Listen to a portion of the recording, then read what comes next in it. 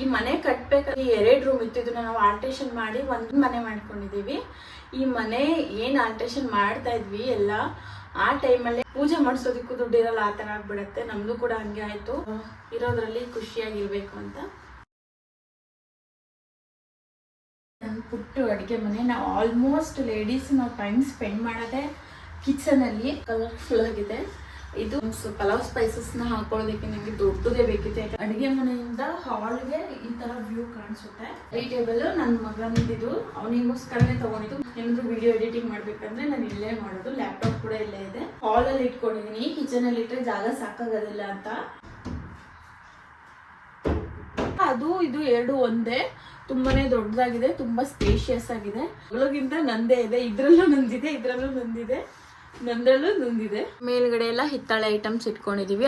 ನಾನು ಅಷ್ಟೊಂದು ಫ್ಯಾನ್ಸಿಯಾಗೆಲ್ಲ ಇಟ್ಕೊಂಡಿಲ್ಲ ಮನೆ. ನಾವಿರೋದು ಸ್ವಂತ ಮನೆನ ಬಾಡಿಗೆ ಮನೆನ ಅಂತ ಕೇಳೋದಾದ್ರೆ 2 ಫ್ಲೋರ್ ಇರೋ ಬಿಲ್ಡಿಂಗ್ ಇದು.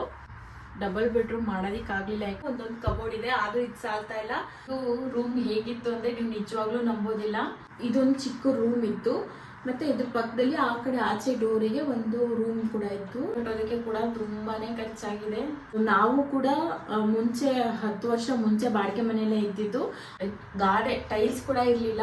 ಮನೆ ಕಷ್ಟಪಟ್ಟು ಮಾಡಿಸಿದ್ದಾರೆ.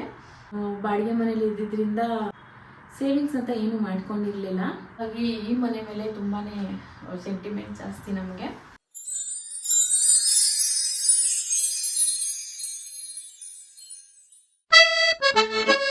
ಎಲ್ರಿಗೂ ನಮಸ್ಕಾರ.